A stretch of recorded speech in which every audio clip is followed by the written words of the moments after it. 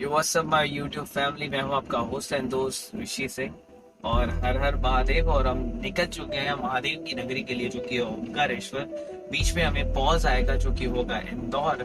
और इंदौर से पहले हम लेंगे बीच में एक और पेट पूजा के लिए पॉज। और हम यहाँ से निकल चुके हैं। आप देख सकते हैं यहाँ पर ब्यूटीफुल फ्रेम के अंदर में आपको प्रॉपर्टी भी देखने को मिलेगी। ये देखिए है ना, खास, जिसका नाम है अनंत तारा। और यहाँ पर किसी ने मेरे से पहले जो भी यहाँ पर ट्रेवल कर रहा था, उसने इस बस के अंदर भी तानसेन ने सिग्नेचर को छोड़ दिया था, जो कि अपने सबूत यहाँ पर छोड़ के चले गए। लेकिन आप अपने सबूत कभी यहाँ मत छोड़ना। और हम भी इनका जवाब, ईंट का जवाब पत्थर से देंगे। और हमारे पास में है पान, तो हम कर देंगे लालम लाल।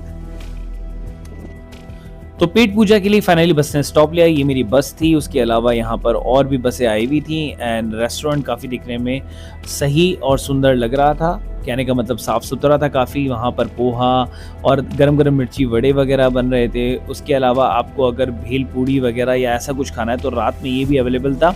और उसके बाद हम पहुँच गए सुबह इंदौर के लिए, जो था रेडिसन चौराहा। तो ये रेडिसन होटल है फ्रेम के अंदर में, जहाँ पर हम उतरे थे। बस स्टॉप यहाँ पर भी है। यहाँ से मैंने अपने फ्रेंड को बुलाया और फ्रेंड के साथ में मैं निकल चुका आगे के रास्ते के लिए। और यहाँ पर जो मेन चीज़ है वो थी मेरे की भूख। सुबह सुबह भूख लग रही, तो मैंने कहा भैया चाय और पोहा होना चाहिए, एमपी में आया तो। और हम पहुँच गए सीधे ये होटल यूनिटी। और होटल यूनिटी के नीचे की तरफ में पोहे वाले। और आप भीड़ देख सकते हैं कितने लोग जो है यहाँ पर आए हुए हैं। सुबह का टाइम है 6 बजे। पोहा आप देख सकते हैं कितना बढ़िया देखने मिल रहा है। पोहा, जलेबी, साबूदाना खिचड़ी, खमन, भाजी, वड़ा, सब कुछ है यहाँ पे। लोग सुबह सुबह आते हैं यहाँ पर एंजॉय करते हैं, तो हमने भी एंजॉय किया। ये अपने पोहे के साथ में जो है वो एक गन पाउडर टाइप का भी कुछ देते हैं। अगर आप चाहते तो आप इसको यूज़ कर सकते हैं। नींबू है और पीछे की तरफ में जो आप देख सकते हैं करी है, वो एक तरीके का जो है बेसिकली क्या है, सेव उसल पाव पर जो आप करी डालते हैं, मिसल पाव पर करी डालते हैं, वो है।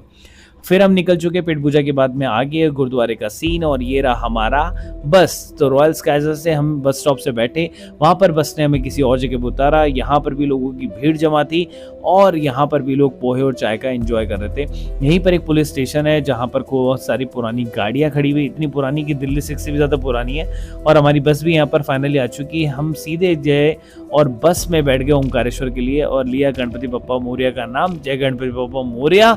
और वहाँ से निकले हम आगे और हमारी जर्नी को आगे के लिए शुरू करा। और यहाँ पर भी हमने एक पॉज लिया बीच के अंदर में। तो ये रेस्टोरेंट भी काफ़ी अच्छा था। और ये रेस्टोरेंट जिसका नाम था कंचन। और यहाँ पर हमने अपना पॉज लिया, हमने अपना जो है ब्रेकफास्ट वगैरह वो किया। उसके अलावा इस बस के अंदर में हम दोबारा बैठे, दोबारा सवार हुए। ये है हमारे ड्राइवर जी जो कि बस को लेकर चल रहे हैं। और आप नज़ारा देखिए सुबह सुबह का कितना अच्छा है। पहाड़ों के ऊपर से निकलते हुए आप सीधे जाते हैं ओमकारेश्वर जी के लिए। और फाइनली हम वहाँ पर पहुँच गए। तो ये था वहाँ का बस स्टॉप, बस अड्डा, और ये थी हमारी बस। तो यहाँ पर हमें वापस से टाइम दिया गया था कि भैया 3:30 बजे तक आप वापस आ जाना, बस वापस यही जाएगी। मैंने कहा ठीक है। तो हमने लिया ऑटो, वो लेते हैं 20 रुपये। हम बैठ गए शेयरिंग में ऑटो के साथ में। वहाँ से हम निकले ओमकारेश्वर जी के लिए। आगे गए तो भीड़ जो थी वो सावन के कारण थोड़ी बहुत ज़्यादा देखने को मिल सकती है, बिकॉज साउथ के अंदर में और महाराष्ट्र के अंदर में 15 दिन आगे चलता है आपका सावन। और यहाँ पर भी काफ़ी खाने पीने की व्यवस्था, होटल की व्यवस्था, सब कुछ यहाँ पर अवेलेबल थी। तो आपको कहीं पर भी कोई दिक्कत नहीं आएगी, सारी फैसिलिटीज़, एवरीथिंग इज़ देयर। उसके अलावा हम पहुँचे सीधा ओमकारेश्वर जी के द्वार पर। और सीधा इस गेट पर आपको वो उतारेगा ऑटो। और ऑटो वाले से आप 20 रुपये देकर आप यहाँ पर अंदर जा सकते हैं। सीधे अंदर जाएंगे तो काफ़ी लोग आपको मिलेंगे जो आपके सर पर टीका वगैरह और काफ़ी चीज़ें जो हैं लगाने के लिए खड़े रहेंगे। तो ये बाबा जी थे, मैंने इनको बोला कि आप लगा दीजिए।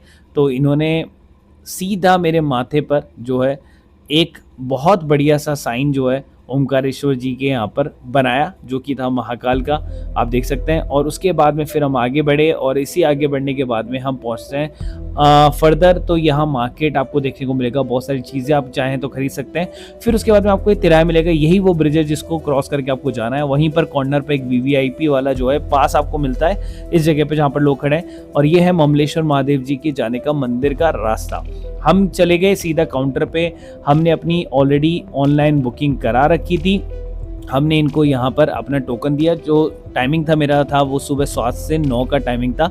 मैं आपको दिखाऊंगा। तो इन्होंने ऐसी कोई दिक्कत वाली बात नहीं कि आप लेट आए। तो देखिए 7 से 9 का टाइम जो है वहाँ पर आपको देखने को मिल रहा है। तो सीधा हम चले गए, यहाँ पर आपको बार कोडिंग दिख रही है आपको जगह जगह पर, वहाँ से बार कोडिंग से भी आप जो है क्या कर सकते हैं, अपनी ऑनलाइन बुकिंग कर सकते हैं, जो कि 386 रुपीज़, और जब भी आप इसको जाएंगे तो चेंज होती जाएगी अपने हिसाब से। और यहाँ पर जो है व्हील चेयर की व्यवस्था भी है। ये पुल बहुत शानदार है, यहाँ नीचे बोटिंग होती है, नीचे व्यू पॉइंट्स भी हैं जहाँ पर आप अपनी फ़ोटोज़ वगैरह खिंचवा सकते हो और बोटिंग भी आप जो है साथ साथ कर सकते हो। तो ये ब्रिज बहुत अच्छा था। यहाँ पर भी आप जो है अपनी सेल्फीज़ वगैरह या फिर अपनी फ़ोटोज़ वगैरह जो है निकाल सकते हैं। ये देखिए कितना बढ़िया जो है ये जगह। और नीचे की तरफ में आप देख सकते हैं, जैसा मैं कह रहा था वैसा कई लोग जो है नीचे भी गए हैं और अपनी फ़ोटोग्राफ्स जो है खिंचवाई है। तो सीधा हम आगे बढ़ते हैं, और आगे बढ़ने के बाद में हम पहुँचते हैं सीधा एंड की तरफ में, जहाँ पर हमें मिलता है क्या, शू पॉइंट। तो शू पॉइंट की तरफ में जब हम आगे बढ़ेंगे तो यहाँ पर आप अपनी शूज़ वगैरह जो है निःशुल्क आप रखवा सकते हैं। रखवाने के बाद में आपको टोकन देगा। ये जनरल लाइन है जो जा रही है, और हमने ली थी वीआईपी लाइन। तो यहाँ से हम दूसरी लाइन को लेकर हम वीआईपी लाइन गए। हमने यहाँ पर शू रखवाए, टोकन लिया और सीधा निकल पड़े हम आगे के लिए। तो यहाँ पर देख सकते हैं वीआईपी लाइन के अंदर में बहुत ही कम लोग आपको देखने को मिल रहे हैं, और जनरल लाइन का नज़ारा मैं आपको आगे बताऊँगा। जय हो भोलेनाथ। और हम पहुंच चुके हैं बाबा की नगरी ओमकारेश्वर मंदिर। मैंने लिया है वीआईपी एंट्री गेट पास, तो इसलिए मैं आपको अकेला नज़र आ रहा हूँ, भीड़ ज़्यादा नज़र आ नहीं रही है। और जैसा कि मुझे पता चला है कि ये शायद 15 मिनट के अंदर में दर्शन पूरे हो जाएंगे। तो लेट्स सी, मैं आपको आगे लेकर चलता हूँ और देखते हैं क्या रहता है नज़ारा।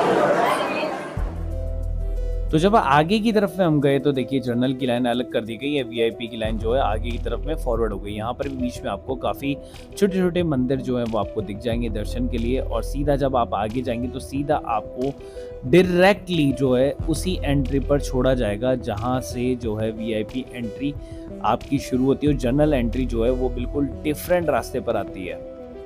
तो 0 मीटर का बोर्ड आप देख सकते हैं, तो यहीं से लाइन शुरू होती है।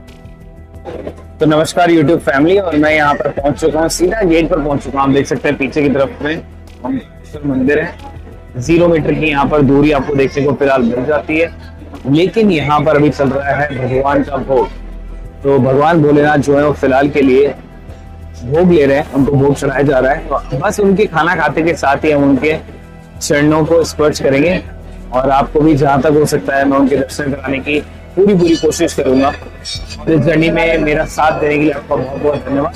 अभी आपको मेरे को आगे की चीजें और दिखानी है, और यहाँ से स्टार्ट हो चुके हैं उनके दर्शन, पट खत्म हो चुका। आवाज आप सुन सकते हैं आती भी।